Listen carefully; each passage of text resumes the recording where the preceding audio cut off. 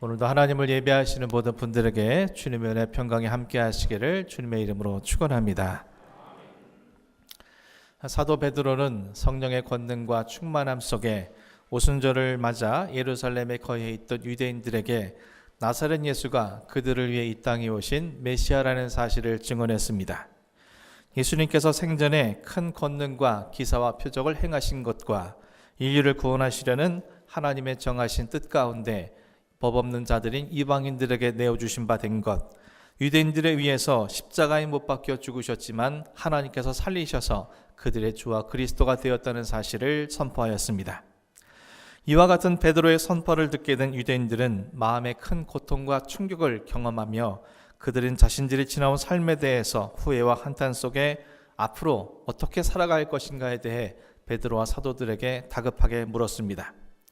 그러자 베드로는 그들을 향해서 지금의 마음과 생각을 완전히 바꾸어서 오직 예수 그리스도를 향해 살아가는 회개의 삶을 이루어야 하며 또 그들을 위해 십자가에 죽으시고 부활하신 예수 그리스도와 온전한 연합을 이루어서 과거 죄된 그들은 죽어지고 그리스도 안에서 새로운 생명과 새로운 삶을 살아가는 세례의 삶을 살 것을 권면했습니다. 그리함으로 성령님의 선물을 받아 일평생 참된 그리스도인으로 생명과 구원의 삶을 영위할 것을 그들에게 권고했습니다. 그리고 이와 같은 약속은 가깝게는 유대인들에게 멀게는 이방인들에게 이르기까지 하나님께서 부르시는 모든 자들에게 주신 것임을 확증하였으며 이에 하나님의 부르심을 입은 3,000명의 남자 장정들이 세례를 받고 신도가 되었다는 사실을 지난 시간 말씀을 통해서 함께 상고해 보았습니다.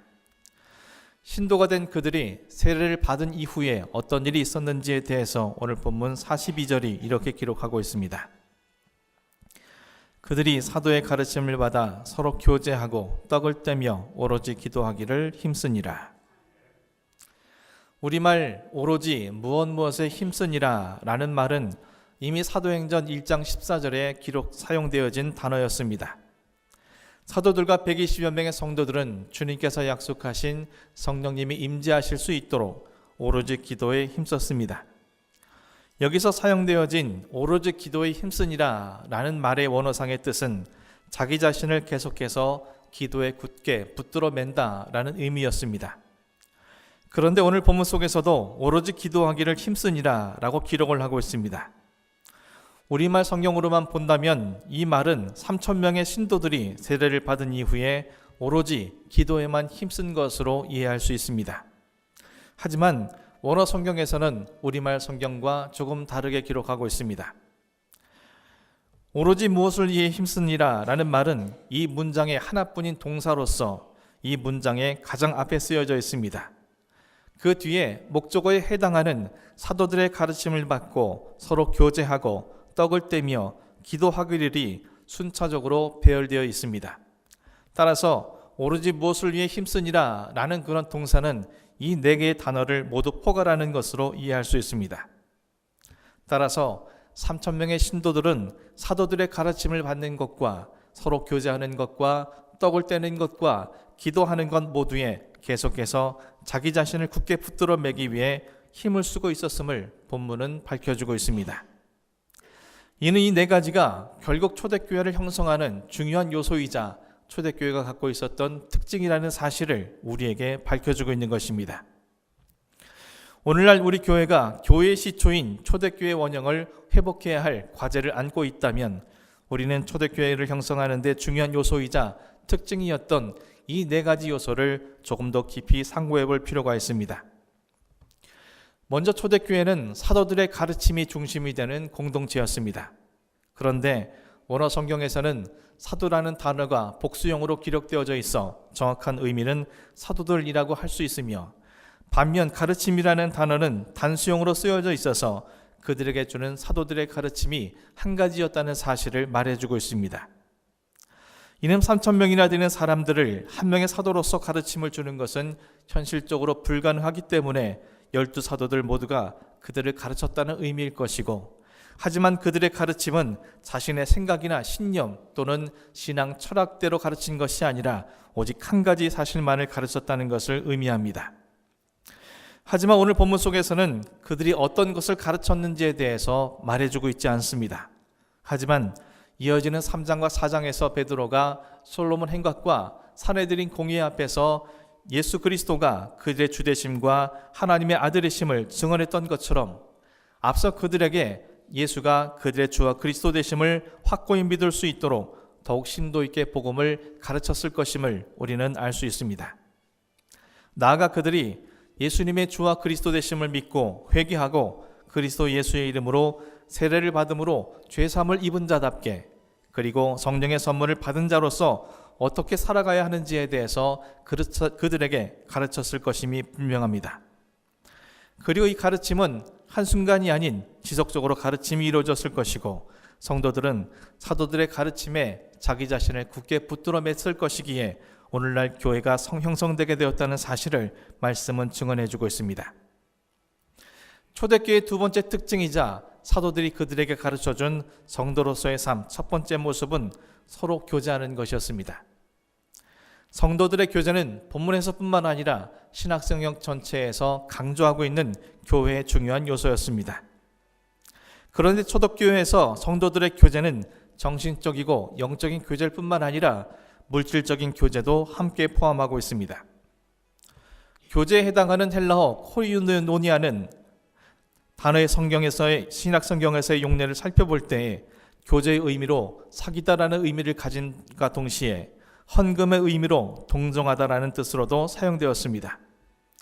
오순절 성령 강림 후에 초대교회를 구성하는 성도들은 같은 신앙 안에서 서로 정신적이고 영적인 교제를 나눴을 뿐만 아니라 물질적으로도 서로 도움을 주어 교제하였다는 사실을 오늘 본문은 우리에게 확인시켜주고 있습니다. 본문 44절에서 47절 상반절 말씀입니다. 믿는 사람이 다 함께 있어 모든 물건을 서로 통용하고 또 재산과 소유를 팔아 각 사람의 필요를 따라 나눠주며 날마다 마음을 같이하여 성전에 모이기를 힘쓰고 집에서 떡을 떼며 기쁨과 순전한 마음으로 음식을 먹고 하나님을 찬미하며. 초대교회 성도들은 자신들이 가지고 있던 재산과 소유를 팔아서 그 물질로 각 사람의 필요를 따라서 나누어 주었습니다. 서로의 형편을 살피고 실질적인 도움을 주는 물질로서 교제를 행한 것입니다. 그리고 날마다 마음을 같이하여 성전에 모이기를 힘썼고 집에서도 떡을 떼며 음식을 먹고 하나님을 찬미함으로 영적인 교제를 이루었습니다. 진정한 교제가 언제 이루어지겠습니까? 서로 마음을 열고 나의 이야기를 해주고 상대방의 이야기를 듣는다고 진정한 교제가 이루어지겠습니까? 또 상대방과 같은 시간을 보내고 같은 활동을 한다고 해서 진정한 교제가 이루어지겠습니까? 또는 그 사람과 친밀하게 관계를 맺고 있다고 해서 진정한 교제가 이루어지겠습니까? 진정한 교제라는 것은 결국 함께 도움을 주고 받는 과정 가운데 생겨나게 되는 것입니다. 상대방이 겪고 있는 어려움과 필요에 대해서는 무관심하면서 어떻게 그 사람과 진정한 교제를 이룰 수 있겠습니까? 나에게 필요한 도움과 어려움에 대해 조금도 관심을 보이지 않고 아랑곳하지 않는 상대에게 어떻게 내 마음속 깊은 이야기를 나누며 영적 교제를 할 수 있겠습니까? 또한 도움을 주고 물질만 나눈다고 해서 진정한 교제가 이루어지겠습니까? 함께 모일 때마다 정신적이고 영적인 교제를 나눌 때 참된 교제가 이루어질 수 있습니다. 본문 속에서 초대교회 성도들은 기본적으로 날마다 성전에 모이기에 힘썼습니다. 그리고 집에서도 모였습니다. 그런데 이 집은 어느 특정인의 집을 의미하는 것이 아니라 원어 성경에서는 집집마다 돌아가며 라는 의미를 갖고 있습니다.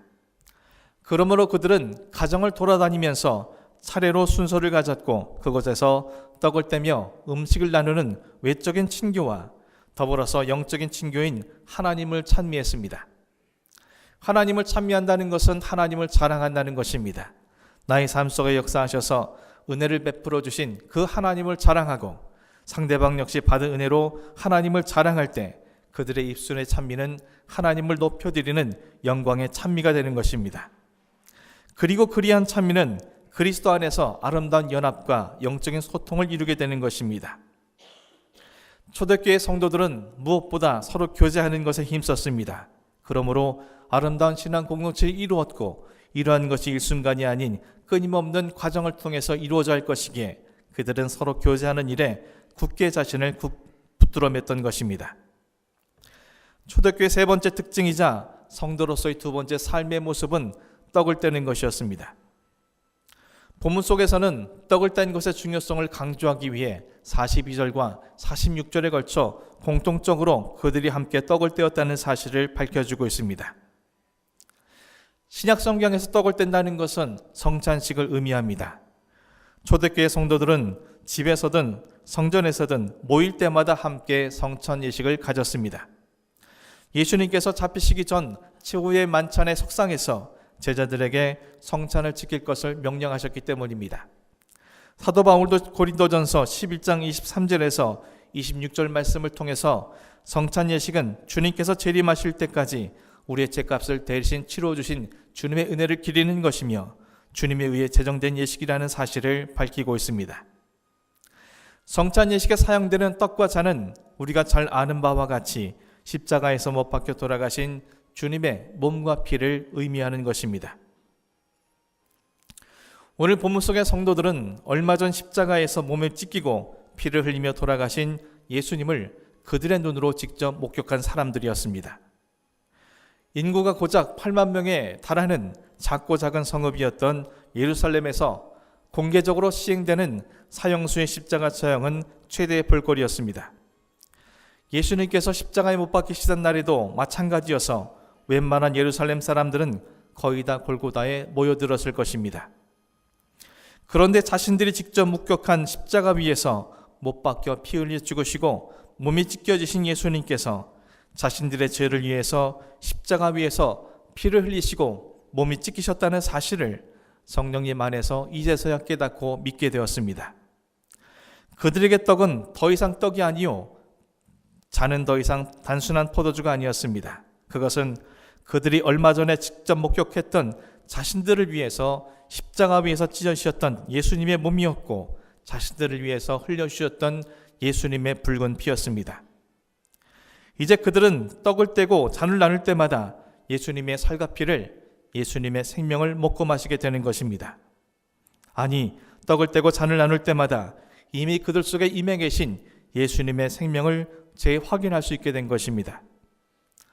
그때마다 예수님께서 베풀어 주신 그 일방적인 사랑에 감격하며 그 사랑에 빚진 마음으로 예수님의 살과 피를 먹고 마시며 살아가는 자답게 주님의 지체로 되어서 살아가기를 다짐하게 되었을 것입니다.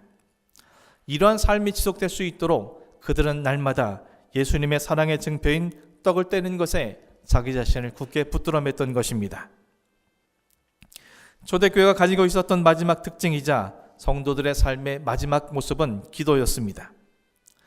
오늘 본문은 초대교회 성도들이 무엇을 위해 기도했는지 전혀 언급하지 않습니다. 하지만 그들의 기도가 우리가 흔히 생각하는 것처럼 자신들의 소원을 구하는 기도는 아닐 것임이 확실합니다. 그 이유는 성도들이 자신들의 가진 재산을 팔아서 다른 사람들에게 도와주었다는 것은 이미 자기 자신의 소유를 넘어선 사람들이 되었다는 의미입니다. 따라서 그들의 기도는 자기 자신을 위한 기도가 아니라 그 이상의 의미를 가진 기도였을 것임을 짐작할 수 있습니다. 그들의 기도는 무엇보다도 오늘 앞서 언급되었던 것과 직접적인 연관이 있을 것임을 유추할 수 있습니다. 사도들의 가르침을 받는다는 것은 결국 주님께서 그들에게 주신 말씀과 뜻을 이해하고 그것에 순종하는 것을 의미합니다. 하지만 이것은 인간의 힘으로는 불가능하기에 그들은 기도할 수밖에 없는 것입니다. 기도함으로 예수님의 허락하심과 성령님의 도우심을 통해 주님의 뜻과 말씀을 이해할 수 있고 그 말씀이 지식이 아닌 자신들을 향한 생명과 진리의 말씀으로 받아들일 수 있으며 그 말씀에 오직 순종할 수 있게 되는 것입니다. 그렇기에 그들은 기도를 할 수밖에 없는 것입니다. 또 그들이 서로 교제하여 영적으로 물질적으로 교제하는 것 역시 자기 자신을 넘어서야만 가능한 일입니다. 하지만 자기 자신을 넘어서는 것 역시 인간적인 결단이나 힘으로는 불가능한 것이었습니다. 예수님께서도 자기 자신을 넘어서기 위해 겟세마네 동산에서 땀에 피가 배이도록 기도하셨다면 인간인 그들은 더더욱 힘써 기도해야만 했을 것입니다. 또한 그들이 떡을 떼므로 예수 그리스도를 나를 위한 죽으심과 그 사랑을 날마다 재확인할 수 있는 길은, 그리고 주님의 생명인 살과 피를 취한 자로서 그 생명으로 주님을 위해 살아가기 위해서는 반드시 그들은 기도를 할 수밖에 없었을 것입니다. 그러므로 초대교회 성도들은 기도에 자기 자신을 굳게 붙들어 매기 위해 힘을 썼던 것입니다. 이처럼 초대교회 성도들은 사도들의 가르침과 서로 교제함과 떡을 땜과 기도에 자기 자신을 굳게 붙들어 매므로 하나님이 기뻐하시는 첫 번째 교회로서 발돋움할 수 있었으며, 그들을 통해서 이 땅에 교회가 세워지게 된 것임을 말씀은 우리에게 증언해 주고 있습니다. 사랑하는 성도 여러분, 이제 2018년도 얼마 남지 않았습니다. 우린 지난 한 해 동안 우리 자신을 무엇에 굳게 붙들어 매기 위해 힘써 살아왔습니까? 우린 지난 한 해 동안 정말 성도로서, 교회로서 우리를 바로 세우기 위해 힘써온 사람들이었습니까? 한 해 동안 하나님의 말씀과 가르침에 얼마나 붙들려 있었으며 하나님 말씀에 순종하기 위해 얼마나 기도했습니까? 한 해 동안 성도들과의 교제를 위해서 물질적으로, 외적으로, 영적으로 얼마나 많은 나눔과 소통이 있었으며, 한 해 동안 예수 그리스도의 생명인 피와 살로 내 삶을 채우고 그 살과 피로 주어진 생명으로 얼마나 주님을 위해 살아왔으며, 한 해 동안 이러한 삶을 살기 위해 얼만큼이나 기도의 자리에 엎드려 왔습니까? 그 결과로 우리는 얼마나 성도다운 성도의 모습을 지니고 교회다운 교회로 이곳에 서 있게 된 것입니까? 그리고 또다시 다가올 새해에는 무엇을 붙들고 살기 위해 다짐하고 결단하고 준비하고 있는 것입니까? 사랑하는 성도 여러분, 오늘 본문 43절에서는 사도들로 말미암아 기사와 표적이 많이 나타났다라고 기록을 하고 있습니다. 사도들로 말미암아 나타난 기사와 표적이 무엇이겠습니까? 오로지 자기 자신만을 위해 힘써 살아왔던 3,000명의 사람들이 사도들의 가르침으로 비롯된 성도로서의 삶으로 변화되어진 것이 가장 큰 기사와 표적이 아니겠습니까? 자신의 생각과 고집, 신념에 따라 살아오던 자들이 주의 말씀과 가르침에 붙들림 바 되고, 자기 것만 움켜쥐고 쌓아두기 위해 살아오던 자들이 다른 사람들과 물질과 마음과 생각과 영으로 나눔과 소통을 이루며, 자기애로 가득 채워져 있던 자들이 예수 그리스도의 대속의 사랑을 떡을 땜으로 날마다 상기하며 그 생명에 합당한 자로 살기 위해 늘 자신이 죽어지고 살아나며, 자기 자신만을 위해 기도하던 자들이 이제는 성도로서, 교회 일원으로서 합당한 삶을 살기 위해 기도하는 자들의 모습이 된 것이 그 어떠한 놀라운 기적과 기사와 표적보다 가장 놀라운 기사와 표적이 아니었겠습니까? 그들은 원래부터 그런 사람들이 아니었습니다. 그들의 모습을 주변의 다른 사람들은 늘 지켜보아 알고 있었던 사람들입니다. 그런 그들이 이처럼 변화된 것이 그 어떤 기사와 표적으로 그들에게 확인되지 않았겠습니까? 그들은 이 일을 목도하고 성도들을 두려워하였으며 온 백성이 그들을 칭송하였고, 그들 또한 믿는 자가 되어서 초대교회 구원받는 사람들이 날마다 더해졌다는 것은 또 다른 기사와 표적이 그곳에서 날마다 일어나게 되었다는 것을 우리에게 말해주고 있는 것입니다. 사랑하는 성도 여러분, 우리가 우리 자신을 위해서 굳게 붙들어 매려고 했던 것들이 오늘 말씀에서 떨어진 것들이라면 우리는 그 모든 것으로부터 우리 스스로를 분리해낼 수 있는 용기와 믿음이 필요합니다. 더 나아가서 오직 주의 말씀과 가르침, 서로 온전히 교제하며 주님의 몸과 피를 날마다 내 삶에 채우고 늘 기도에 내 자신을 굳게 붙들어 매므로 주님이 원하시는 교회로서의 개인과 교회로서의 공동체를 날마다 세워나갈 수 있는 믿음이 우리에게 필요합니다.